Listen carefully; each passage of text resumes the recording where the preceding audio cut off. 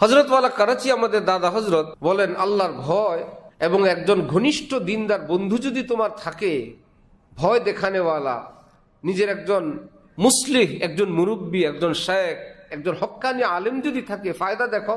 কোন সরকারি কর্মকর্তা তিনি ঘুষের টাকা নিয়ে রওনা হইলেন, অনেক স্বপ্ন, অনেক কল্পনা, এই টাকা দিয়ে এই করব, সেই করব, বাজার সদাই করব, মার্কেটিং করব, জায়গা করব, ফ্ল্যাট কিনব। তার হাতে টাকা আসছে। কিছুক্ষণ পর তার একজন বন্ধু এসে বলল, তোমার সঙ্গে থাকা যে ব্রিফকেসের টাকাগুলো, ডলারগুলো, এগুলো সরকারি সিল দেওয়া টাকা, তোমাকে ফাঁসানোর জন্য ঘুষের আকৃতিতে তোমাকে দেওয়া হয়েছে। খুব শীঘ্রই তোমাকে টাকা সহ হাতে নাতে ধরবে আর কঠিন শাস্তির সম্মুখীন হবা। এতক্ষণে স্বপ্নের এই টাকাগুলো তার সাথে, বলেন তো টাকাগুলো এখন সাথে রাখবে না ফেলে দিবে? এখন তো চিন্তা, এখন চতুর্দিকে তাকায় কি করা যায়। টাকা সহ ধরা খেলে তো বড় মুশকিল। একটা ম্যানহোল, একটা ড্রেনের মুখ খোলা দেখলো, দেখে এখন ভিতরে টাকাগুলো ফেলে কি বলে জানেন? আলহামদুলিল্লাহ। এতক্ষণ টাকাগুলো ছিল তার স্বপ্নের সামান, এখন টাকাগুলো ফেলতে পারলে এখন বলে আলহামদুলিল্লাহ।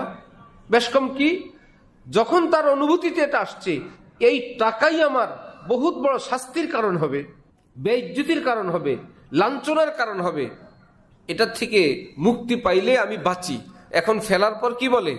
আলহামদুলিল্লাহ।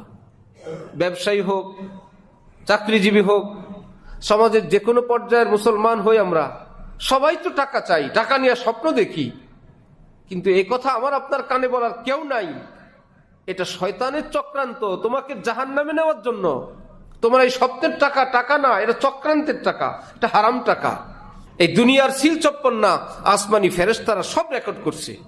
কঠিন বিষধর সাপ বানাবেন আল্লাহ, গলায় ঝুলাবেন, সেই সাপ তাকে দংশন করবে আর বলবে, আনা মালুক, আনা কানজুক, আমি তোমার সম্পদ, আর চেহারার মধ্যে কেবল দংশন করবে।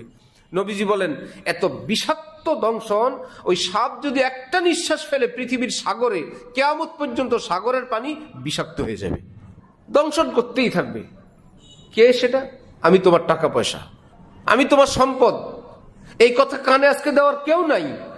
যদি থাকে, আর যদি আমি আপনি বিশ্বাস করি, তখন দেখা যাবে ওই ব্যক্তি যেরকম ব্রিফকেস ভরা ডলার ফেলে তখন বলে আলহামদুলিল্লাহ, তখন আমি আপনি কম ব্যবসা করে বলবো আলহামদুলিল্লাহ, আজকে এটা হালাল।